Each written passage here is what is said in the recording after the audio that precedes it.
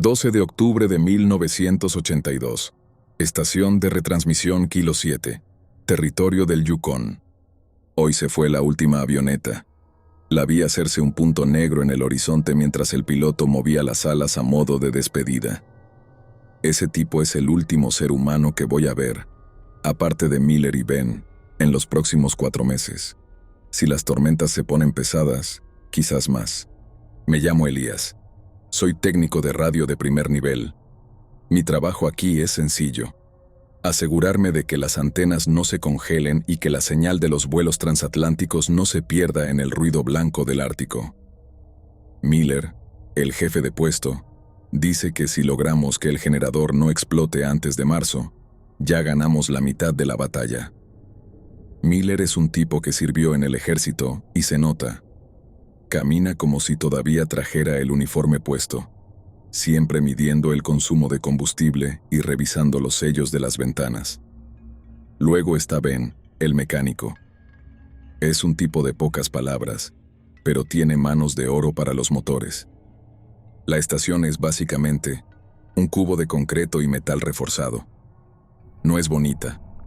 Huele a diésel, a humedad y a ese café recalentado que Miller prepara cada mañana y que sabe a lodo quemado. Afuera no hay nada. Es una inmensidad blanca que te quema los ojos si la miras mucho tiempo sin protección. El silencio aquí arriba no es paz, es una presión constante en los oídos. Lo único que rompe ese peso es el constante del generador diésel. Si ese ruido se detiene, nos morimos. Así de simple. La primera semana fue lo que esperaba. Aburrimiento puro. Inventaríamos las latas de comida, revisamos los niveles de anticongelante y jugamos cartas hasta que las manos nos sudan. Pero hace 3 días pasó algo que todavía estoy tratando de procesar de forma lógica. Miller nos llamó al exterior por la radio de mano. Eran como las 10 de la mañana, pero con el cielo nublado apenas parece mediodía. «Vengan a ver esto», dijo Miller. Su voz sonaba plana, pero había algo raro. Salimos Ben y yo. Cerca de la antena sur, a unos 10 metros de la estructura principal, había un círculo perfecto en la nieve. Y cuando digo perfecto, es que parecía trazado con un compás. Tenía unos 3 metros de diámetro. En ese círculo no había nieve. Estaba el suelo de permafrost pelado, negro y húmedo, como si alguien hubiera puesto una olla hirviendo gigante ahí durante la noche para derretir todo el hielo de golpe. «Deben ser las tuberías de drenaje térmico», dijo Miller, aunque lo dijo sin mucha convicción. «Miller, el drenaje pasa por el lado norte», le contestó Ben, rascándose la nuca. «Por aquí no pasa ni un cable de luz. El suelo debería estar a 20 bajo cero». Me agaché y toqué el barro en el centro del círculo. No estaba caliente, pero tampoco estaba congelado. Estaba a temperatura ambiente, como si el calor que lo derritió se hubiera esfumado en un segundo. Miré alrededor. No había huellas de botas, ni de maquinaria, ni de animales. Solo la nieve virgen y ese agujero negro y circular en el medio de la nada. Esa noche apareció la primera aurora de la temporada.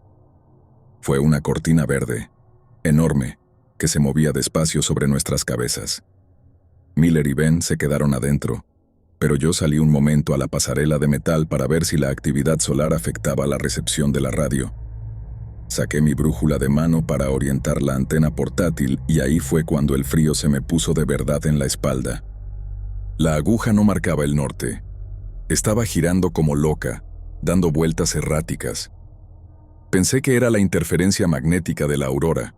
Es normal que las brújulas fallen un poco bajo las luces, pero de pronto, la aguja se detuvo en seco. Se quedó fija, apuntando hacia el este, hacia un punto ciego en el bosque de coníferas donde no hay nada registrado en los mapas. Moví la brújula, la agité, pero la aguja volvía siempre a ese mismo punto. Caminé unos metros por la pasarela, y la brújula no se movía. Apuntaba a ese bosque con una precisión aterradora. Regresé a la sala de radio y miré el osciloscopio. La señal de la aurora estaba entrando por los canales de audio. No era el ruido estático de siempre.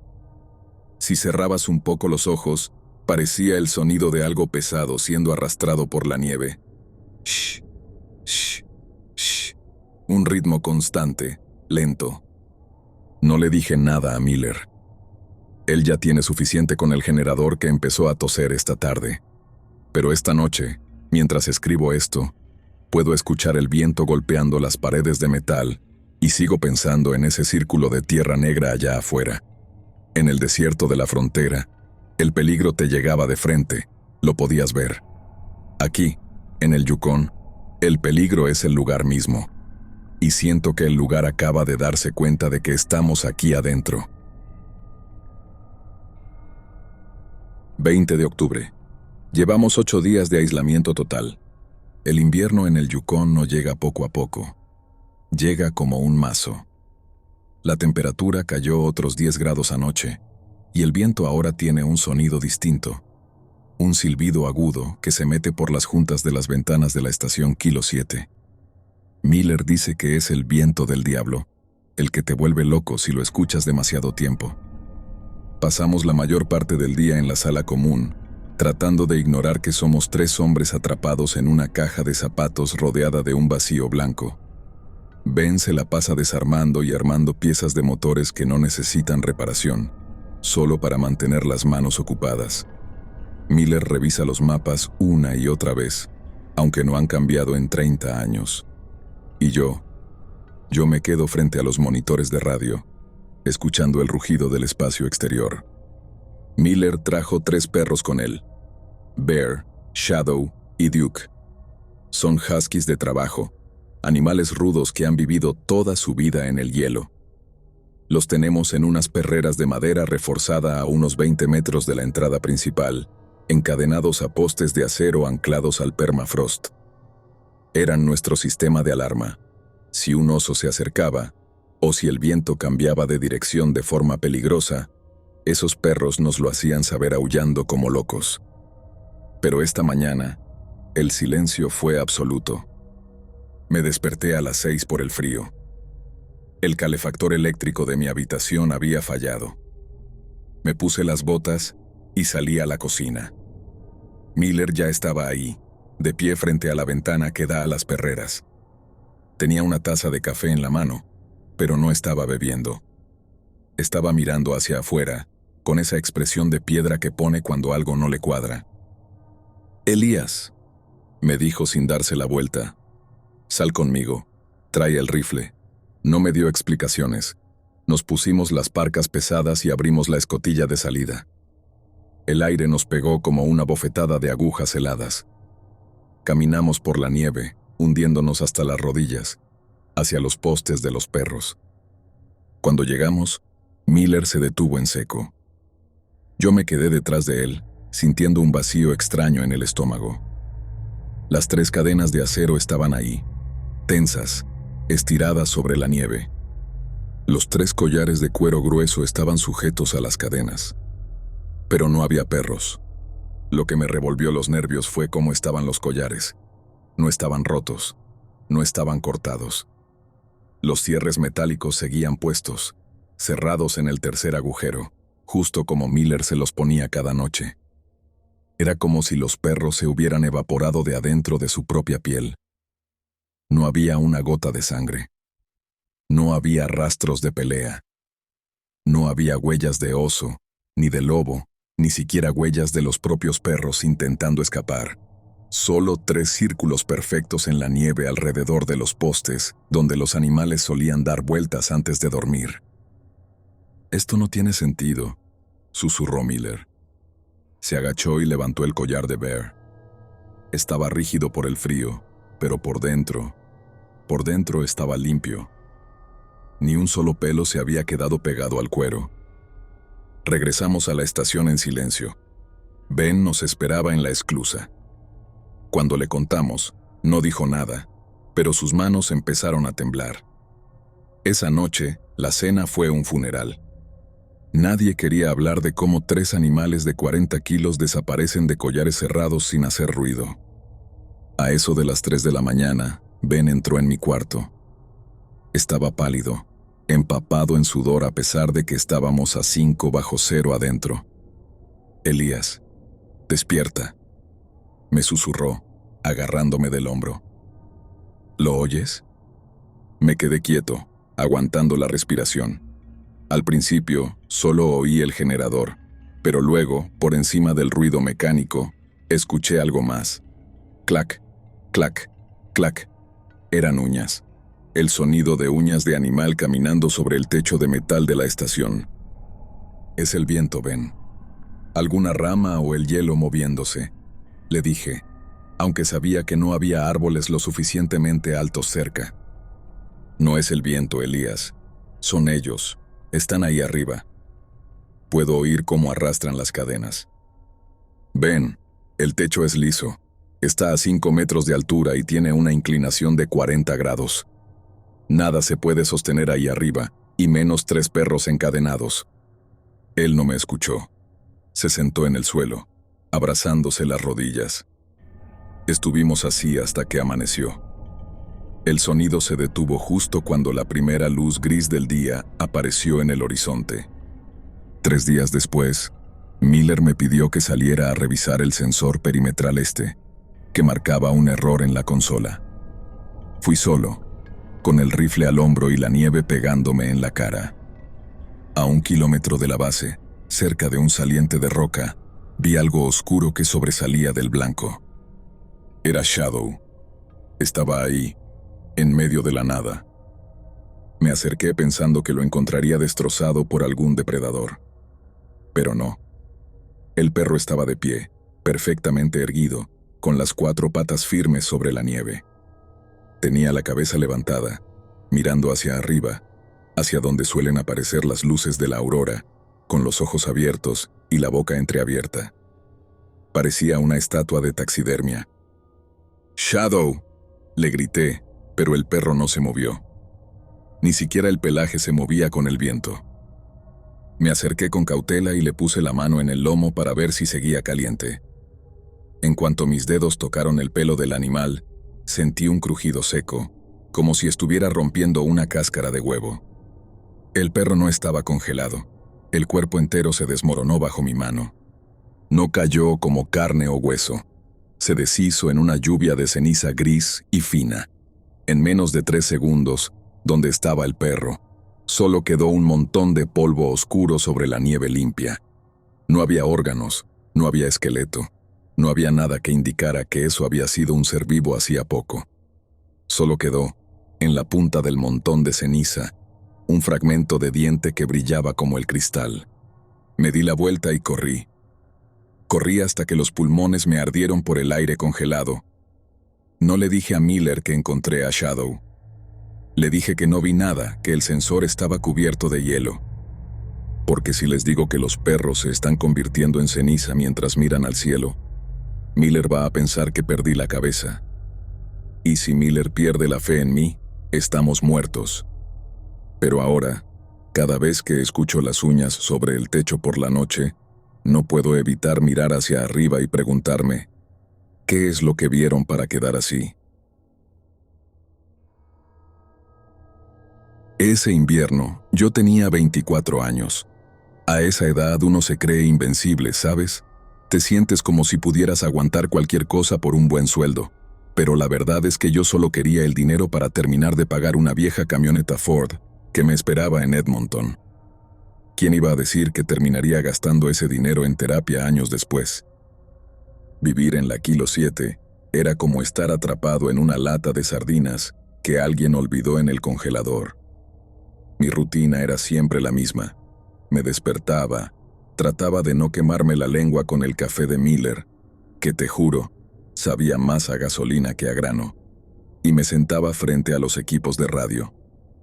Horas y horas escuchando el siseo de la estática. Es una locura como el cerebro empieza a inventar patrones cuando escuchas ruido blanco por tanto tiempo. Crees oír música o voces lejanas, pero siempre es solo el viento solar golpeando la atmósfera. Miller se pasaba el día fumando esos cigarrillos sin filtro que olían a rayos. Ben, por otro lado, se obsesionó con un rompecabezas de 1000 piezas que trajo en su mochila.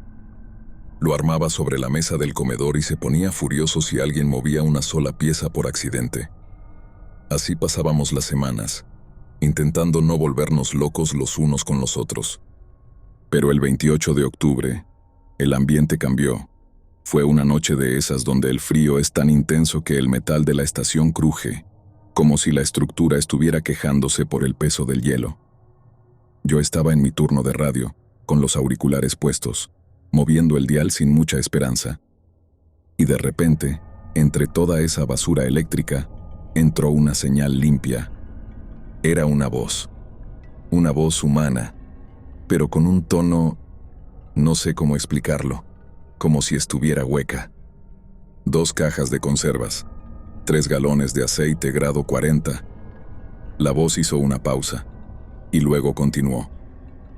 Y que no se olviden del tabaco de Miller. Me quité los auriculares tan rápido que casi me arranco una oreja. Me quedé ahí, mirando el dial analógico, con el corazón martilleando contra las costillas. Esa era la lista de suministros que Miller había pedido hace una semana. Palabra por palabra. Incluso escuché la tos seca, esa carraspera de fumador que Miller tiene a mitad de cada frase. Pero la voz no era de Miller.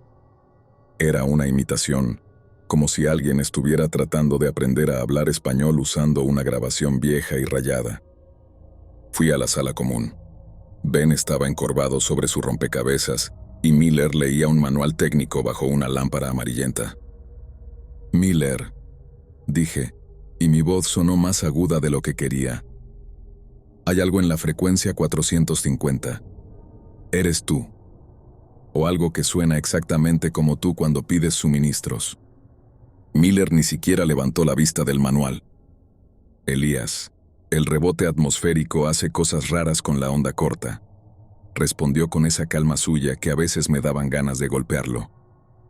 Es un eco de la semana pasada, nada más. No era un eco, Miller. No tenía ruido de fondo. Ven a escuchar. En ese momento, un sonido nos hizo saltar a los 3. ¡Clang! Fue un golpe seco, violento, justo en la base de la antena principal que está pegada a la estructura. Sonó como si alguien hubiera golpeado el metal con un mazo de demolición. ¡Es él!, gritó Ben, tirando varias piezas de su rompecabezas al suelo. Les dije que alguien estaba ahí afuera golpeando la torre. Ben no esperó. Agarró su parca, la linterna de mano, y salió por la escotilla antes de que Miller pudiera detenerlo. Lo seguimos hasta la ventana de observación. Afuera, la aurora boreal estaba desatada. Era una cortina de un verde fluorescente que iluminaba la nieve como si fuera de día, pero con una luz que hacía que todo se viera enfermo, deforme. Vimos a Ben caminar hacia la antena. Se detuvo en seco a unos 5 metros de la torre. Apagó su linterna.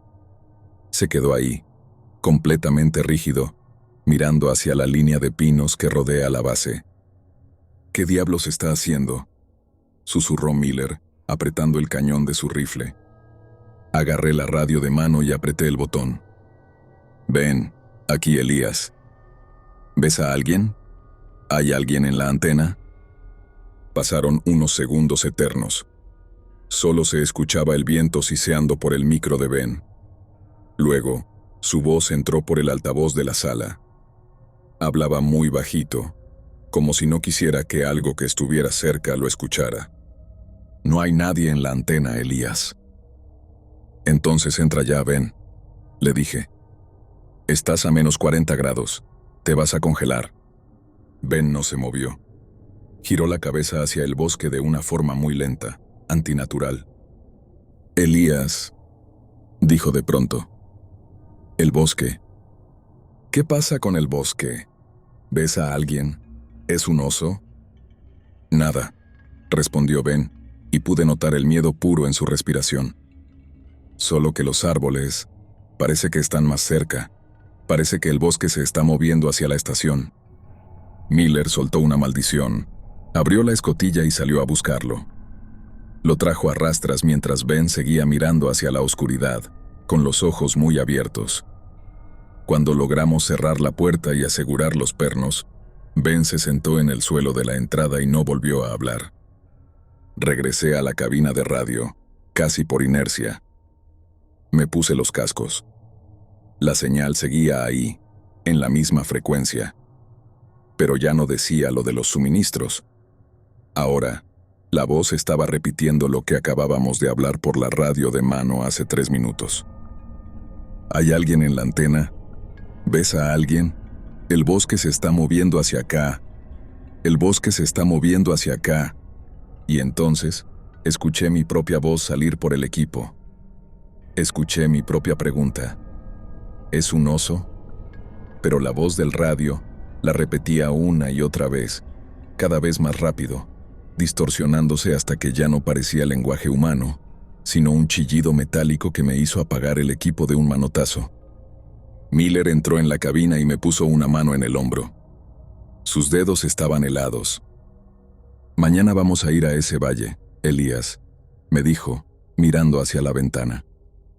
«Vamos a ver qué hay en esa torre vieja de radio». Yo no quería ir. Quería quedarme encerrado. Pero Miller tenía razón en algo. Esa cosa estaba ahí afuera, usando nuestras voces para llamarnos. Y lo peor de todo es que Ben tenía razón. Cuando miré por la ventana antes de intentar dormir, los pinos que antes estaban a 50 metros de la estación, ahora parecían estar rozando el perímetro de seguridad. Esa mañana, el termómetro exterior marcó los 42 bajo cero. A esa temperatura, el aire no se siente como aire. Se siente como si estuvieras tragando cristales rotos. Cada vez que exhalas, el vapor de tu aliento se congela instantáneamente y cae al suelo como un polvo fino. Salimos de la estación poco después de las 9.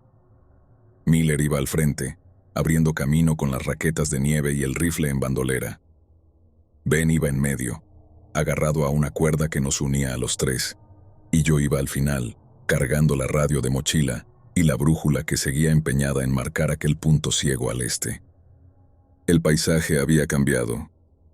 Yo sé que suena a locura de aislamiento, pero los pinos no estaban donde debían. Había claros en el bosque que ayer no estaban ahí, y árboles enormes que parecían haberse inclinado todos hacia la misma dirección, como si un viento constante y violento los hubiera doblado, pero no había ni una brisa. Todo estaba en un silencio sepulcral, un silencio que te zumbaba en los oídos. Caminamos cerca de 2 horas. En el Ártico, 2 horas de marcha son una eternidad. El sudor se te congela bajo la ropa, y si te detienes más de 5 minutos, corres el riesgo de no volver a moverte. Miller se detuvo de golpe cuando llegamos a la base de una colina que no aparecía en nuestra cartografía. «Ahí está», dijo Miller, señalando con el guante. Era una torre de radio, pero no como las nuestras. Era una estructura de celosía de hierro, vieja, de las que se usaban antes de la Segunda Guerra Mundial. Lo extraño era el hielo. No era escarcha blanca y esponjosa. La torre estaba envuelta en una capa de hielo negro, totalmente translúcido, como si la estructura hubiera sido sumergida en aceite y luego congelada al instante. Brillaba con un reflejo aceitoso bajo la luz gris del cielo. «Esta torre no debería estar aquí», susurré, consultando el mapa arrugado. El gobierno desmanteló todas las estaciones de esta zona en los años 50. «Díselo al que la construyó», respondió Miller. En la base de la torre había una pequeña caseta de madera y metal. La puerta estaba entornada. No había rastro de que nadie hubiera entrado o salido en décadas, pero la nieve no cubría el umbral. Entramos con las linternas encendidas, esperando encontrar lo de siempre: cables oxidados y ratas muertas. Lo que encontramos fue el motivo por el cual Ben empezó a sollozar en silencio. Mi cerebro tardó un par de segundos en procesar lo que estaba viendo. Entramos por la puerta y pisamos lo que parecía ser el techo. No, eso no es correcto. El suelo estaba arriba. Miller apuntó su linterna hacia lo que debería ser el techo, y ahí estaban: una mesa de madera pesada, 2 sillas de oficina y un equipo de transmisión de bulbos, todo perfectamente atornillado a las vigas de arriba. Había una taza de café pegada a la mesa, invertida, con el líquido marrón congelado formando una columna que bajaba hacia nosotros, pero que no llegaba a tocar el suelo. No era una decoración, no era un truco. Era como si la gravedad en esa habitación se hubiera dado la vuelta hace 40 años y se hubiera quedado así para siempre. «Vámonos, Miller. Por favor, vámonos», suplicó Ben, apretando la cuerda. Miller no le hizo caso.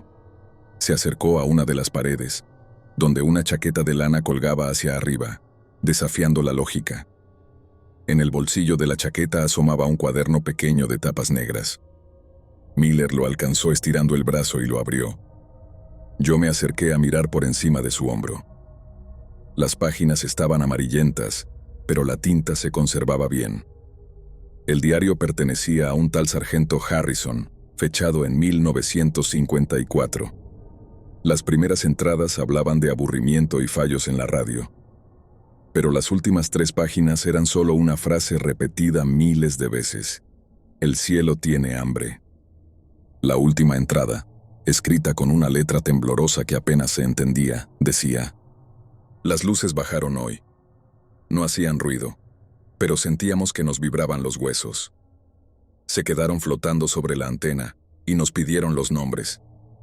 Se los dimos todos. Harrison, Miller, Elías, Ben. Dijeron que ahora somos parte de la frecuencia».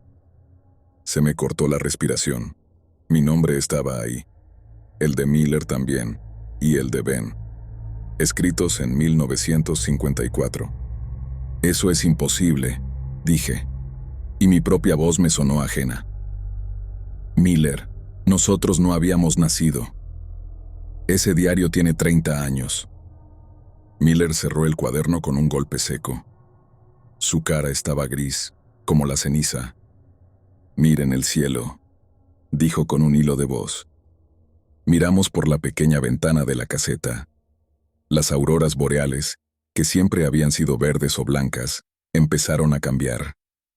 Un tono carmesí, como sangre fresca, empezó a filtrarse desde el horizonte, tiñendo la nieve de un rojo oscuro y denso. En ese momento, lo sentí. No fue un ruido, fue un pulso. Boom, boom, boom. El suelo bajo nuestras botas empezó a vibrar rítmicamente. No era un terremoto, no era el movimiento de las placas tectónicas. Era como el latido de un corazón gigante, profundo, que venía de kilómetros bajo el hielo. Con cada pulso, la torre de radio emitía un zumbido metálico que vibraba en mis empastes dentales. «Están respondiendo», gritó Ben, señalando hacia el bosque. Afuera, bajo la luz roja de la aurora, los árboles empezaron a crujir, pero no por el viento. Se estaban moviendo. Lentamente, las raíces empezaron a salir de la nieve, arrastrándose como patas de insecto, orientando todos los pinos hacia la torre, hacia nosotros. El bosque entero estaba convergiendo en ese punto. «Corran», dijo Miller, agarrándome de la parca. «Corran a la estación ahora mismo». Salimos de la caseta, y el frío nos golpeó con una fuerza que casi nos tumba. El latido del suelo era tan fuerte que nos costaba mantener el equilibrio. Mientras corríamos por la nieve roja, miré hacia atrás una última vez. La torre de radio negra ya no estaba sola. Decenas de figuras blancas, delgadas y larguísimas, estaban saliendo de entre los árboles que se movían. No caminaban, flotaban a pocos centímetros del suelo, siguiendo nuestro rastro con la precisión de una jauría que ya sabe que su presa no tiene a dónde ir. Y lo peor, lo que casi me hace dejar de correr, fue escuchar el altavoz de la torre de radio vieja. A pesar de no tener electricidad, el altavoz emitió un sonido claro por encima del viento. Era la voz de mi madre, silbando esa misma canción de cuna que habíamos escuchado en la trampilla del sótano. No sé cómo llegamos de vuelta a la Kilo 7. En el Ártico, Cuando entras en pánico y corres a menos 40 grados, tus pulmones se queman. El aire congelado te va cristalizando la humedad de la garganta y cada bocanada se siente como si estuvieras tragando fuego líquido. Llegamos a la esclusa de la estación tropezando, con Ben colgado de la cuerda y Miller gritando que no miráramos atrás. Cerramos los pernos de la puerta de acero y nos quedamos tirados en el suelo del pasillo, jadeando, escuchando cómo el viento golpeaba la estructura. Pero ya no era solo el viento. Eran ellos. Se escuchaba el sonido de cuerpos suaves, sin huesos, impactando contra el metal. Plop, plap, como si estuvieran lanzando bolsas de carne mojada contra las paredes exteriores. Miller se levantó primero. Estaba cubierto de una capa de escarcha roja que se le había pegado a la parca durante la huida. No se la quitó. Fue directo al armero y sacó todas las cajas de munición que nos quedaban. «Barriquen la sala de radio», dijo Miller. Su voz sonaba ronca, como si tuviera arena en la laringe. «Elías, bloquea la frecuencia de salida. No quiero que nada de lo que pase aquí se transmita a Whitehorse». «¿De qué hablas?», le grité. «Tenemos que pedir ayuda. Que manden un helicóptero o lo que sea». Miller se me acercó y me agarró de las solapas. Sus ojos no eran los de Miller. Tenían ese mismo brillo aceitoso que vimos en el hielo negro de la Torre Vieja. «Nadie va a venir, Elías. ¿No lo entiendes? El sargento Harrison escribió nuestros nombres en 1954. Ya somos parte del registro. Si Whitehorse nos escucha, esa cosa va a usar la señal para llegar a ellos. Estamos en cuarentena, quieras o no». Me soltó y se fue a la ventana de observación. Ben se había quedado en un rincón, meciéndose adelante y atrás. Había empezado a morderse las uñas hasta hacerse sangre, pero no parecía sentir nada. Solo repetía en voz baja los nombres del diario. Harrison, Miller, Elías, Ben. Harrison, Miller, Elías, Ben. Pasamos las siguientes 6 horas en una penumbra de pesadilla. El generador estaba muriendo. La luz bajaba de intensidad cada pocos minutos, dejando la estación en una oscuridad roja que venía de afuera. Y entonces empezó el verdadero horror de esa noche. La radio se encendió sola. Yo había desconectado los cables de alimentación, te lo juro por mi vida. Pero los bulbos empezaron a brillar con un color violeta intenso. Por los altavoces no salió estática. Salió el sonido de una respiración pesada, colectiva. Cientos de pulmones respirando al unísono. «Elías». La radio pronunció mi nombre. No era la voz de mi madre, ni la de Miller. Era una mezcla de todas las voces que había escuchado en mi vida, fundidas en una sola masa de sonido. «Elías, abre la esclusa. Hace calor aquí afuera». «No los escuches», dijo Miller desde la oscuridad del pasillo. «Hace calor, Elías», insistió la radio. Y lo más jodido es que, por un momento, le creí. Sentí que me sobraba la ropa. Empecé a desabrocharme la parca. Sentía que la estación era un horno y que la nieve roja de afuera era el único lugar donde podía estar a salvo. Ben ya se había quitado las botas y estaba forcejeando con el cerrojo de la puerta interna. «Ben, detente», le grité, pero él me empujó con una fuerza que no era suya. «Tengo que salir», chillaba Ben. «Ellos dicen que ya terminaron mi rompecabezas. Dicen que la última pieza soy yo». Miller apareció con la culata del rifle y golpeó a Ben en la nuca. El mecánico cayó seco al suelo. Miller me miró y vi que estaba llorando, pero sus lágrimas eran negras, espesas como el petróleo. Y lo peor es que le creí. Sentí un calor repentino, insoportable. Empecé a desabrocharme la parca, convencido de que la estación era un horno. Ben ya se había quitado las botas y estaba forcejeando con el cerrojo de la esclusa. «Ben, no». Traté de agarrarlo, pero me empujó con una fuerza inhumana. «Dicen que falto yo», chillaba Ben. «Dicen que la última pieza soy yo». Miller no se lo pensó. Agarró el rifle y antes de que Ben pudiera tocar la palanca, le disparó en la nuca. El estruendo en el pasillo me dejó sordo. Ben cayó seco al suelo. Miller se me acercó, me puso el cañón del rifle en el pecho y me empujó hacia atrás. «Vete al hangar, Elías. Saca la moto de nieve y no te detengas por nada». Miller estaba bañando la sala de radio con un bidón de diésel, actuando como un loco que solo quiere quemarlo todo. «Si escuchas que te llamo, no regreses. Si me ves en el camino, pásame por encima». «Miller, espera. Vete ya», rugió, y encendió el cipo. Salí corriendo por el pasillo mientras escuchaba el estallido de la gasolina. El fuego empezó a devorar los equipos y las grabaciones. Corrí por el hangar, salté sobre la moto y arranqué el motor. Mientras salía a toda velocidad hacia el bosque de pinos que se retorcían, la Kilo 7 explotó en una bola de fuego naranja que por un segundo borró el rojo del cielo. Manejé durante horas, sin luces, guiándome solo por el instinto. No me persiguieron monstruos ni sombras. Lo que me persiguió fue el silencio. A veces, la gente me pregunta por qué nunca volví a trabajar en telecomunicaciones. No entienden que para mí, el silencio es el lujo más caro del mundo. Vivo en un lugar donde siempre hace calor, pero sigo durmiendo con una radio de pilas al lado de mi cama. No para escuchar música, sino para asegurarme de que la frecuencia siga vacía. Si algún día escucho un silbido o una lista de suministros entre la estática, sabré que es hora de volver a correr. Porque Miller tenía razón en algo. Hay lugares en el norte que no están en el mapa porque ya no pertenecen a este mundo. Y si les interesa, todavía recuerdo los nombres de los otros puestos que quedaron en silencio ese invierno. Nombres que nadie quiere repetir.